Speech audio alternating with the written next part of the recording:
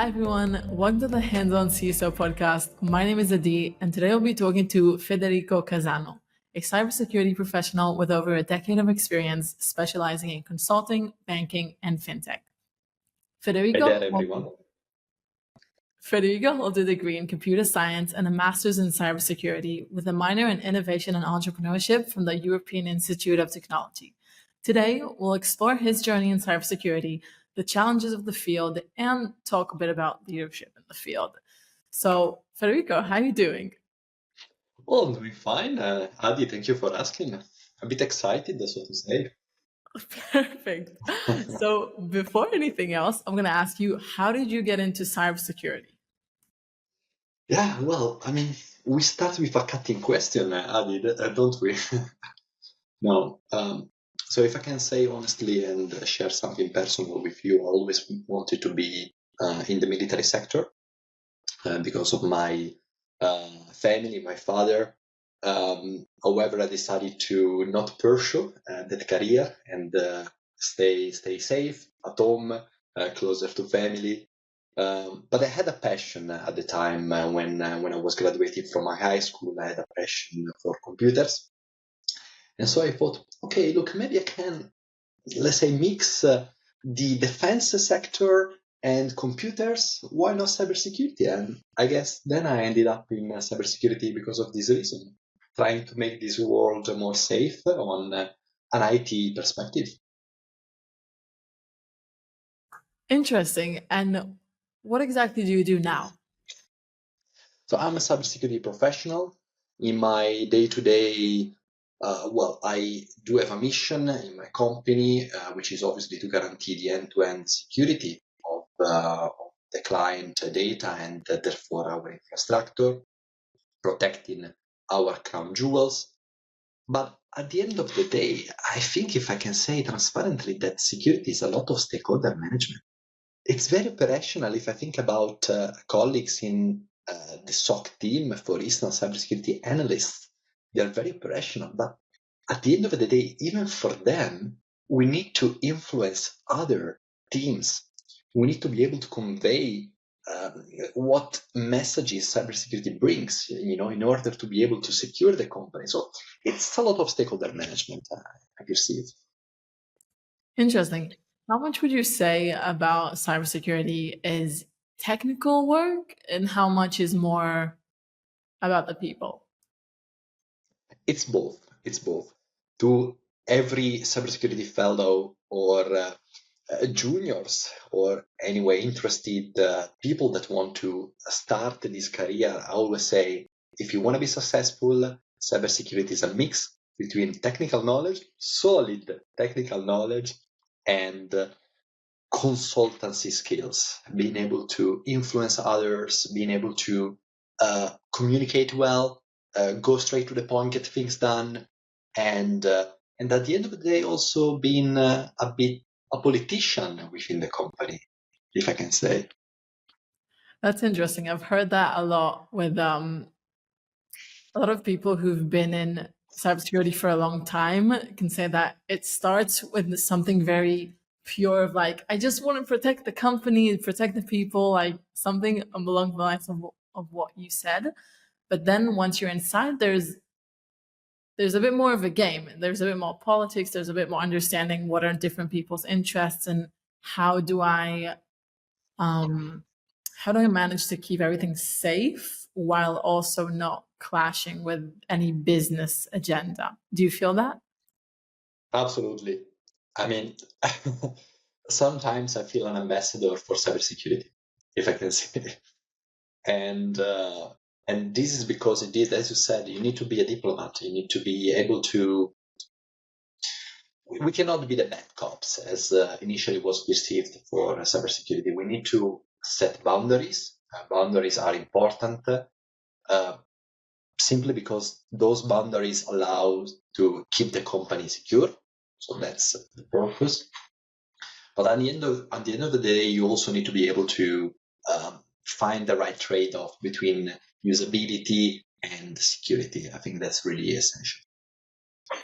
Interesting. And another thing that saw in cybersecurity is that it's a field that changes super, super fast. Like the fact that you knew something yesterday doesn't mean you know everything today, especially if you talk about news, things that are happening, or even technologies that are coming out. How do you stay updated in such a, fast changing field? It's a challenge. Allow me to say it's really a challenge. And I think the challenge is it's in the education, as you said. I mean, you need to keep yourself up to date with the technologies, with the threats that are out there, because the bad guys do it. But you also, I think you need to navigate among the misinformation that is out there. And this, at least myself, I perceive this as a big challenge because we have vendors, we have, let's say, experts that maybe try to convey a message, but they're not so successful, or they might not have the full picture. So how can we take information with a pinch of salt, and where is the information, let's say, always I mean, what is the right information at the end of the day? Navigating through the fake news and the misinformation. It's a challenge. I perceive. Interesting. How do you know which information to trust, which information is maybe not so reliable? I have my trusted sources, news that I follow, or experts that I follow. I think academia is a trusted source. I believe that, although unfortunately academia tends to follow the market interest. We know that, unfortunately. But I feel that indeed there are institutions and academia where you can get right information and stay up to date in a tangible and so to say really beneficial way and correct way as well. Interesting. And you said before that you can be a bad cop as it was once before. But what do you do when something, for some business reason, someone in the leadership team or anyone in the company wants to do something that you know is going to be security problematic? How do you navigate that situation? You're right. You're right. It would be easy to be the bad cop. No, but joke aside, it's not my intention. Absolutely. I mean, I would rather be an enabler.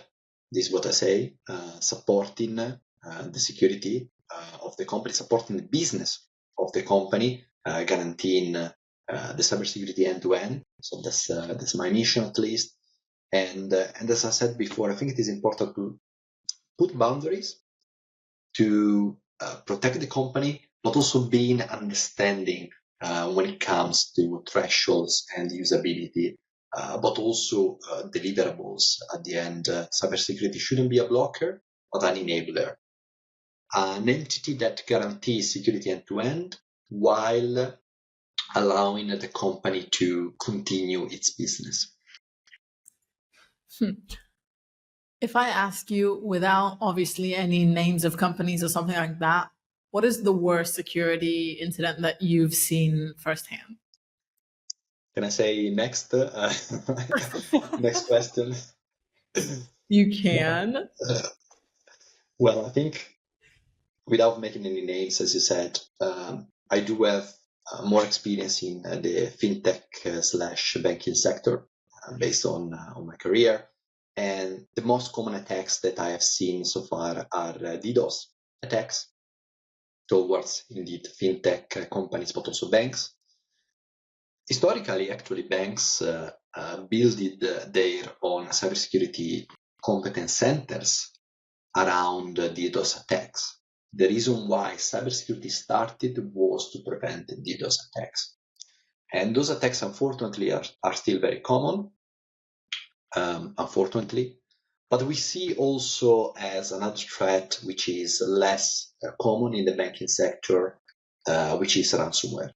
So ransomware is a really jeopardizing and disruptive threat for any company out there, especially for banking sector, I believe.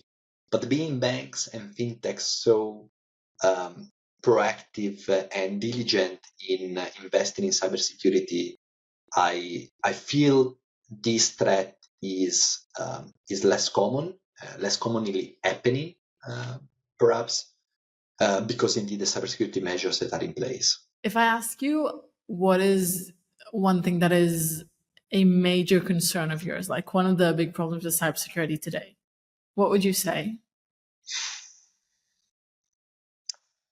Well, as I was mentioning before, I think ransomware, but also, unfortunately, still nowadays, one of the major threats is phishing. I believe at least many of the attacks start with phishing email, phishing message, QR code nowadays, anything you name it.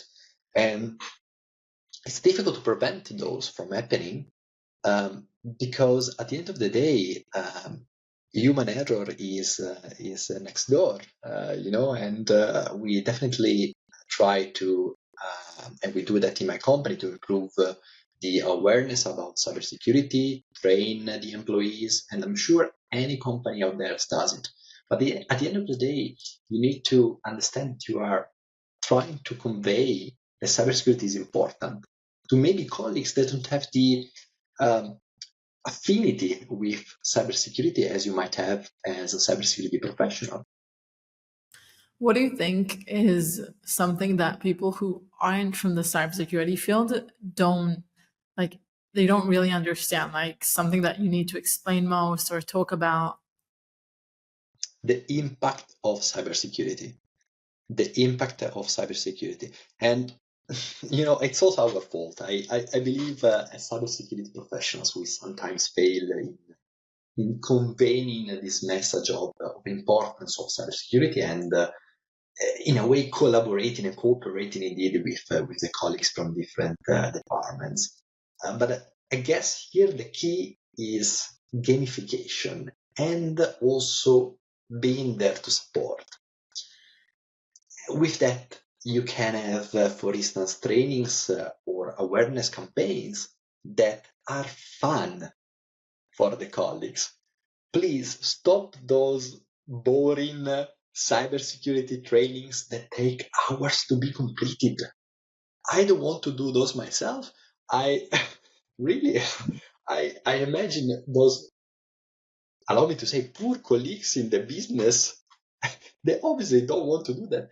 And they start then having this negative, perhaps not all of them, of course, but they might have this negative understanding of cybersecurity. But if you instead try to create a community, building cybersecurity champions programs, or also simply having weekly calls, or as well walk-in sessions where colleagues can just come into your office and ask you cybersecurity questions. That's wonderful. It's really powerful. Amazing. Interesting. Do you have any example of a situation where someone would come up to you and ask you a question about something that happened that they think might be an incident or anything like that? It happens. I think it happens. Not every day, luckily, but no, but it happens. And well, I think we need to stay humble. As I said, we need to be there for the person, explain what is the situation, but also being able to. In a way, sometimes I feel like a doctor, Adi. Allow me to say, I need to be able to calm down the situation as well. You know, one time happened to me that a colleague came into my office and said, "No, there is this action that the colleague committed, and I think I would raise a security incident." And it was really vocal, the person, no? And I told him, "Please, let's sit down together. Let's analyze the situation. Let's evaluate if this is a really security incident." At the end of the day, we noticed that it was not. So That's funny. we need to massage the situation in a way. Interesting. And do you think, what do you do? Like, how do you actually deal when someone, either someone else who made a mistake thinks there's a big thing going on, or when something is actually going on? Like when there has been it's not a big thing yet, but something happened. Like, how do you deal with it, both in terms of actions and in terms of like your emotions? Is it stressful? Is it something like every day? Absolutely. And I think being prepared is the key here. I think you need to train your cybersecurity teams. You need to make them ready for any cybersecurity situation.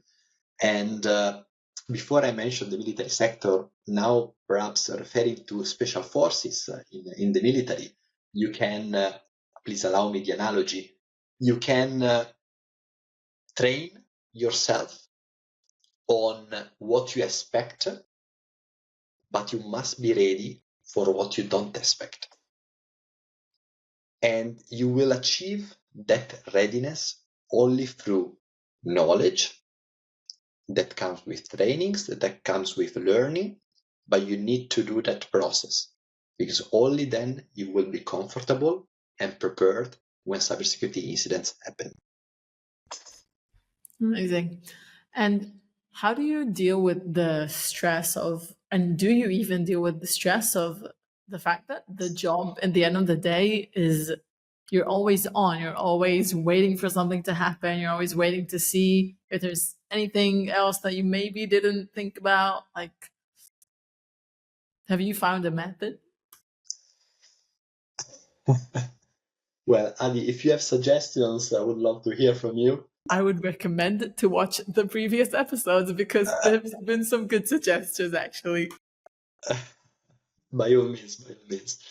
Um, well, I would say maybe easily meditation. Why not? It's really powerful.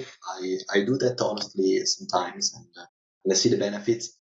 But apart from that, I think it is important to, as it is applicable for other professions as well, to have a stable family or let's say indeed family condition at home. If you are lucky enough to have a family that loves you and supports you, you will also have the right energy, I think, to be able to manage the stress at work. And at the end of the day, it's also up to us being able to balance the workload, being able to prioritize, get things done, while at the same time say no when you need to say no. Amazing.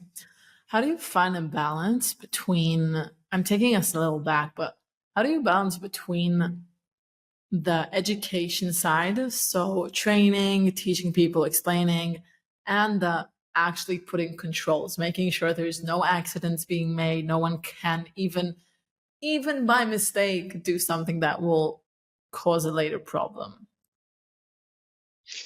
Absolutely. I think here the secret, if I may, is learning. Really, study, study, study. And unfortunately, this is one of the biggest side effects of cybersecurity. You study 3 years for a bachelor, 2 years for a master, maybe even longer, but you're not there yet. You need to keep studying. You need to keep evolve according to the technologies, the regulations that come, the threats that will develop. And only when you have solid technical knowledge, then you know what controls you need to implement. Interesting. A question about your specific journey. I hear a lot of people who are in security who say that it's best to come from a different field and then move to security. And a lot of them haven't studied, for example, security in university, or, did something with engineering, or did something in even customer support, or someone who studied psychology, like a lot of different fields.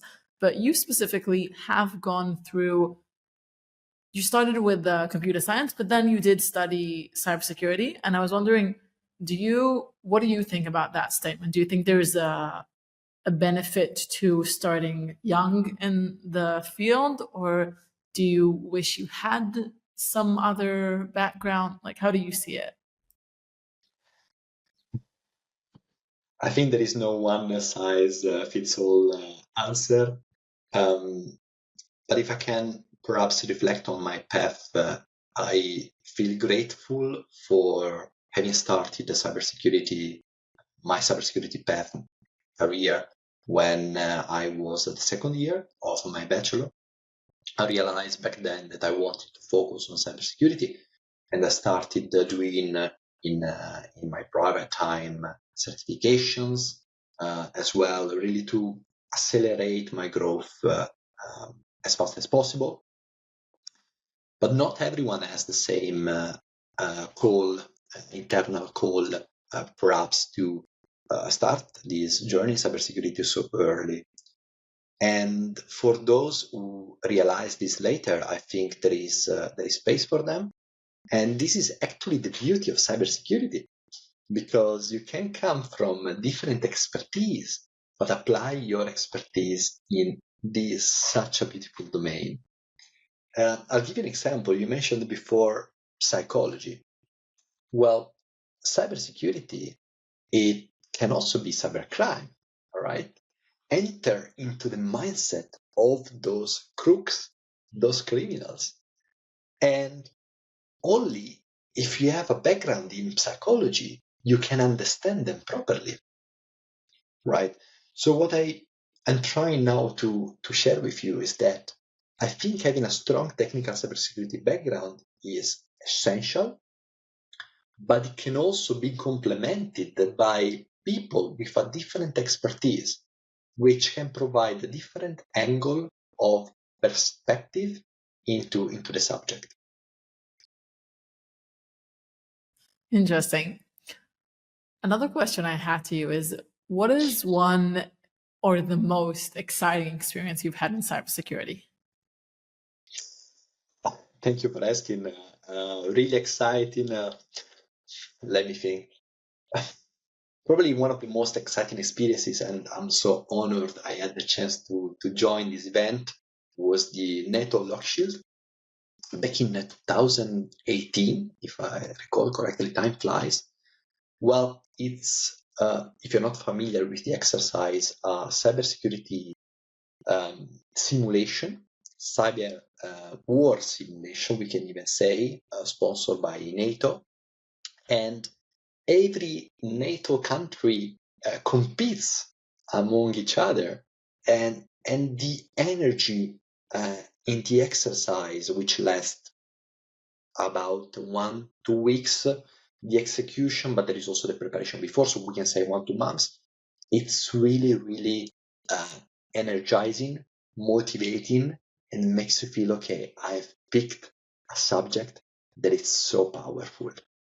Because during the exercise, it's not only the common phishing attack or DDoS attack, you also are meant to protect, for instance, or to attack even air drones.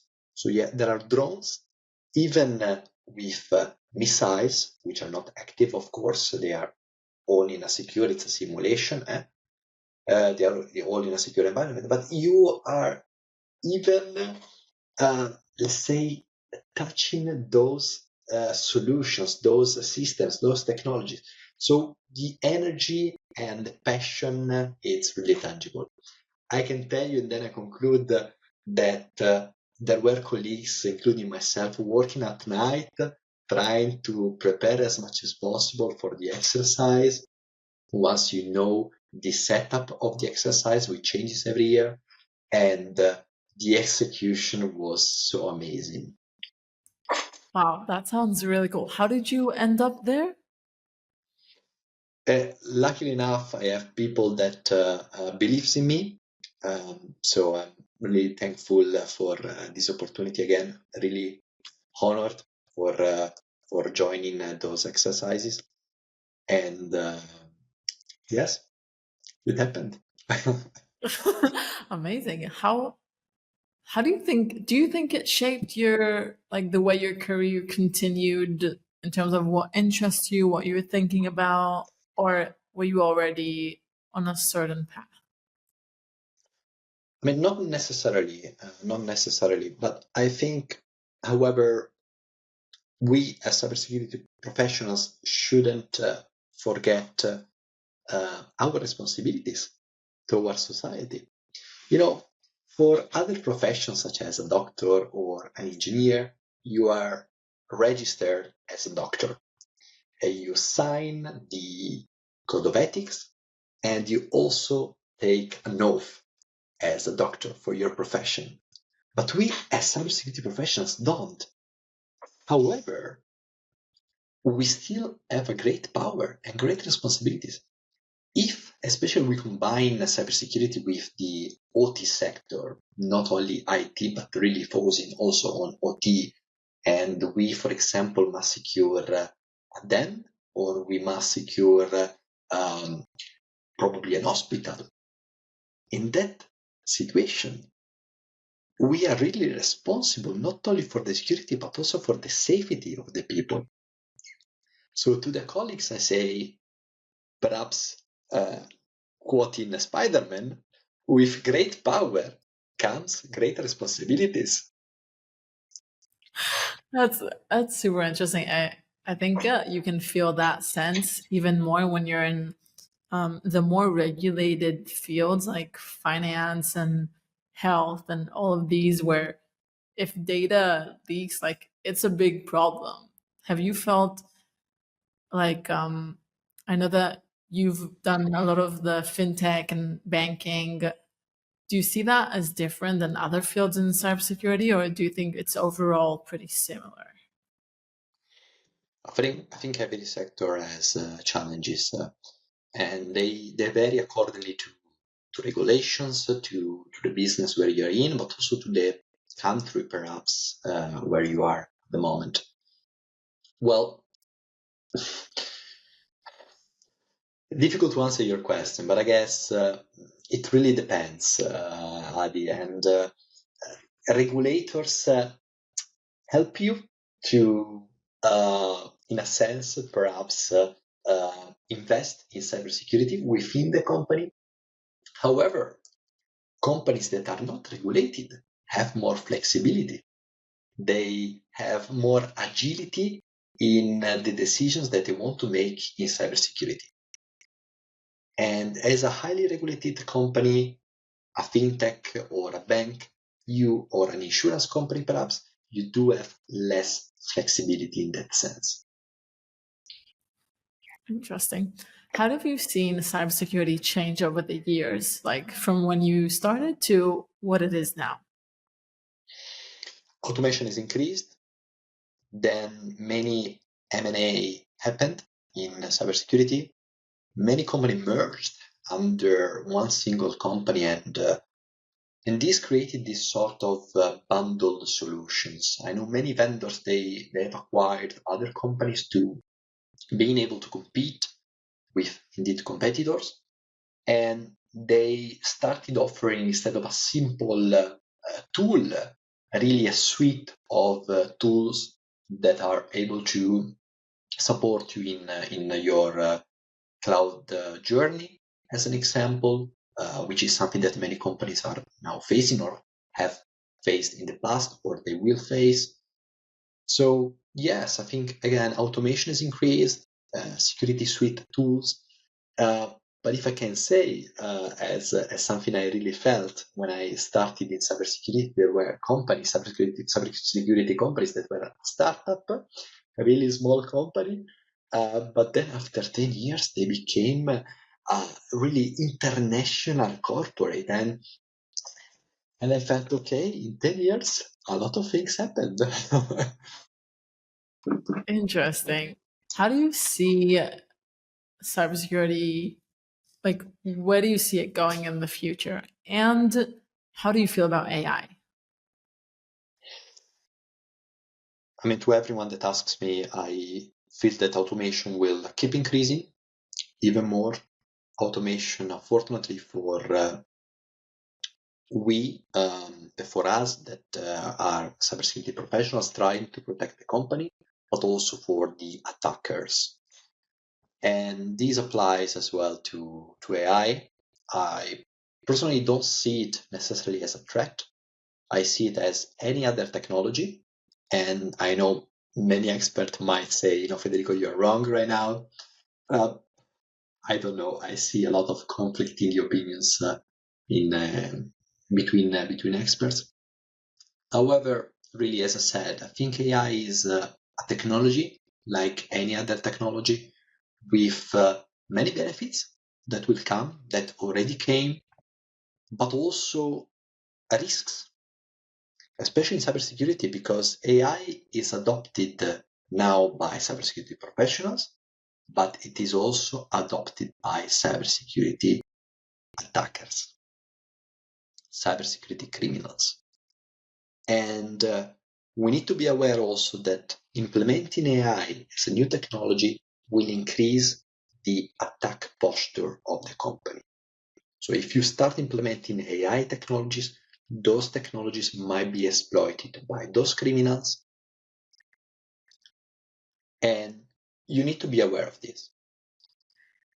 In addition, you asked me, what do you think about cybersecurity in the next few years and how this will evolve?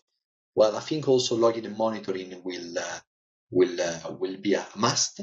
It is already, but it will be more and more a must, as companies need to know exactly what is happening in the systems. They need to protect the system, but they need to know what is happening. They need to have alerts in place, alerts that are digested and handled by the SOC, the Security Operations Center. And also, perhaps if I can conclude, I think we will have more and more security out of the box. And I see that already in the cloud, but also in other security tools and in tools that are not necessarily security oriented, but they understand the importance of cybersecurity, security out of the box. With cybersecurity professionals that know what to do, but they become more operators. So they need to enable security features, leveraging the tool potential.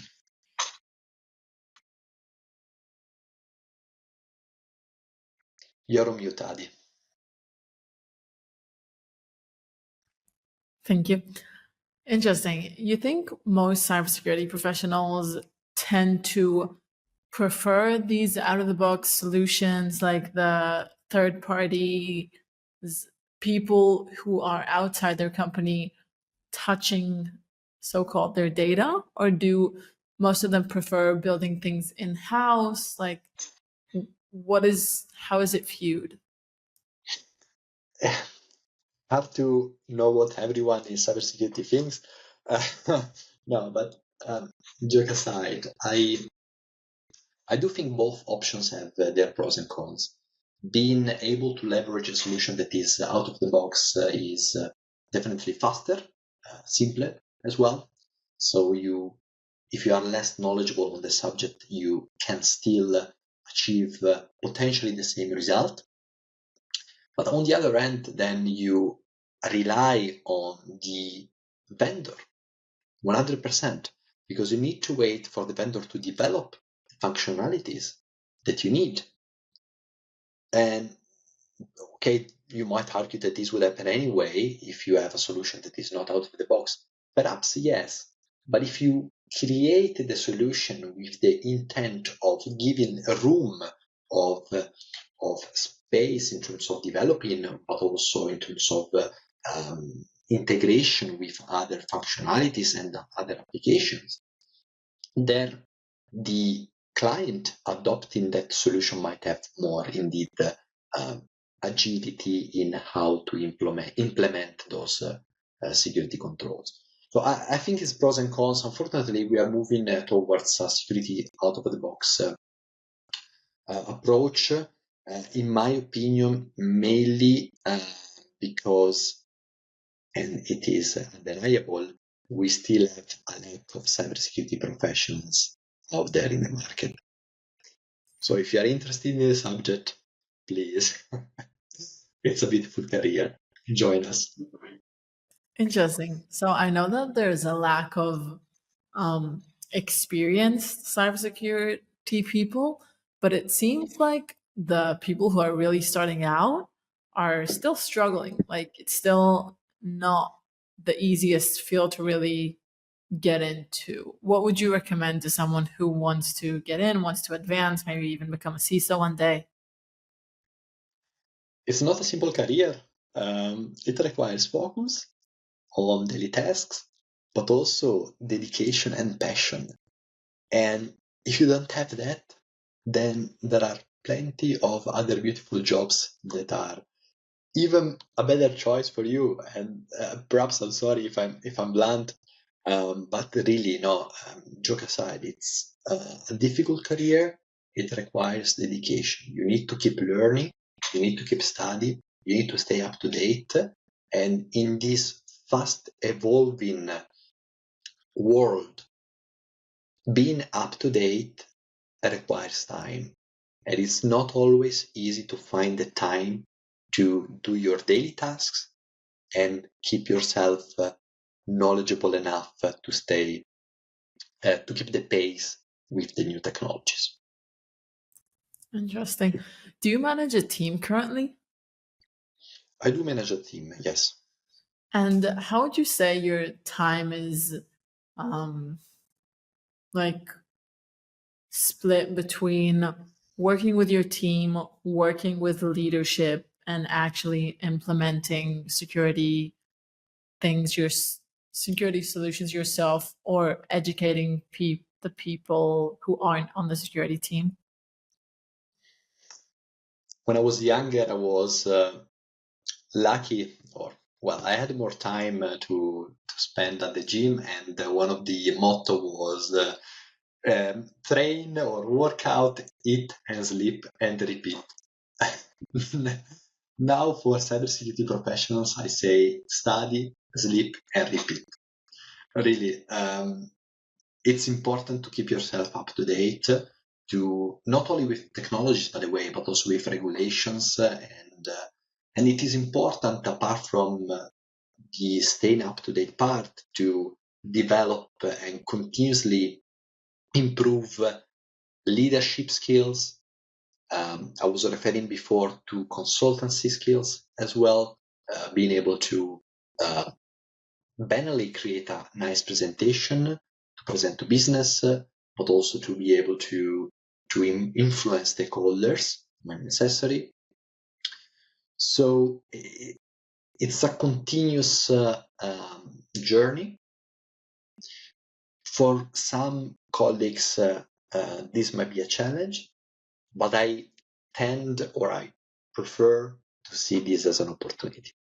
We as cybersecurity professionals start, many of us at least, as really technical people, but we have the duty, but also the pleasure to become complete, in a sense that we can be really technical while being a business people.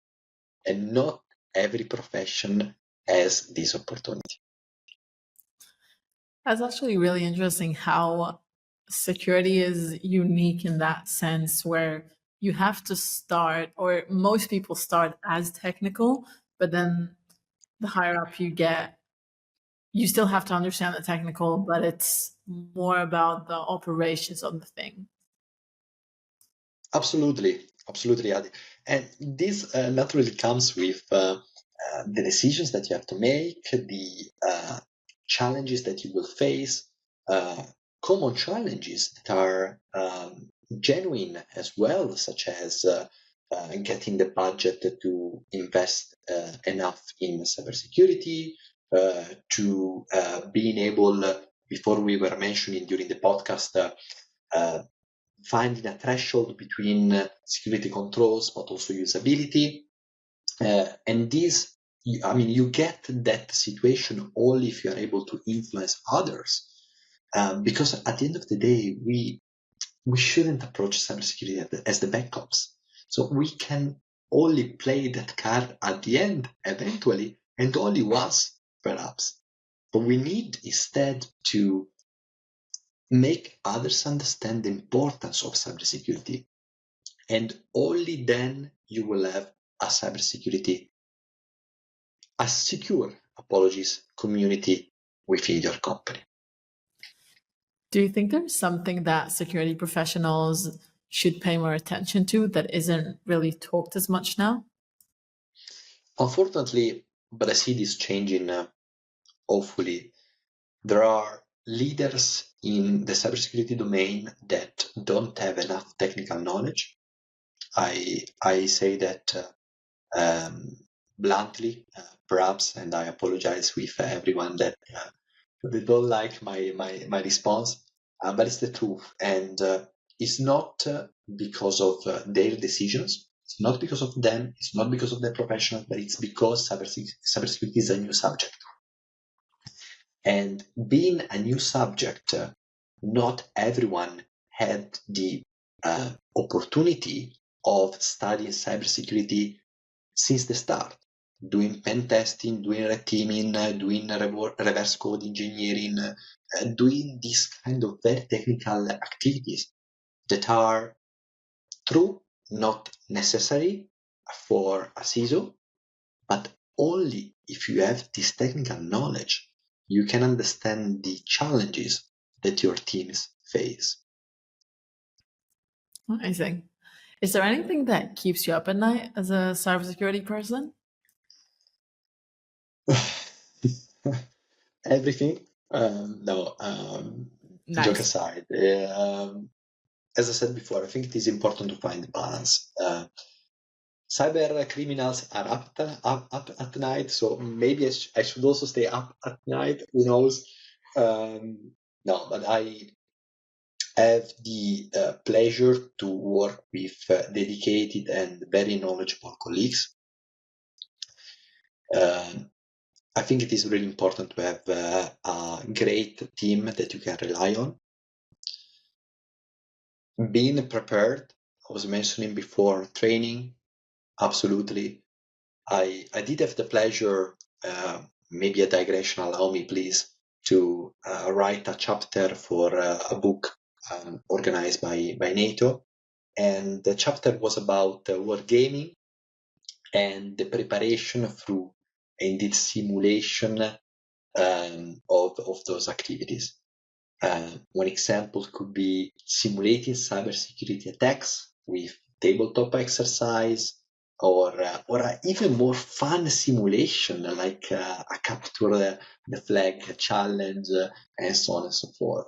So to every cybersecurity leader, I really encourage you, and this is my call today in the podcast. I encourage you to make cybersecurity fun, to engage your teams in simulations, in these kind of activities that I was mentioning before, capture the flag, tabletop exercises, and so on and so forth, because only then you will have a cohesive, united team that is ready to any cybersecurity challenge that you might face one day.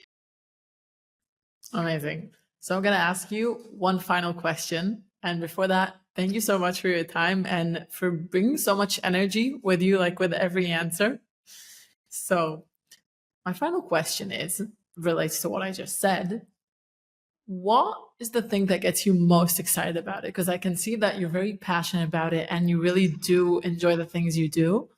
Like, do you, in your day-to-day work life, what gets you excited about the subject?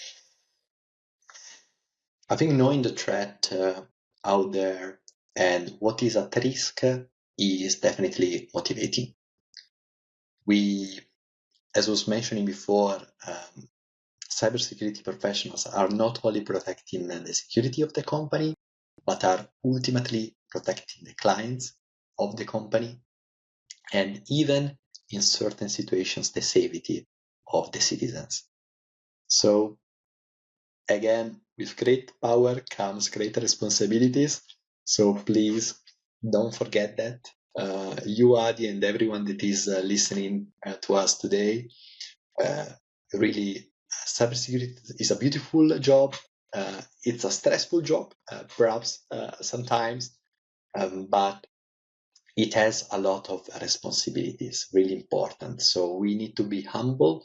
We need to be humble enough to keep learning, keep challenging ourselves, discussing ourselves, and improve as technical experts and leaders. Perfect. Thank you so much, Federico. Thank you very much for having me today.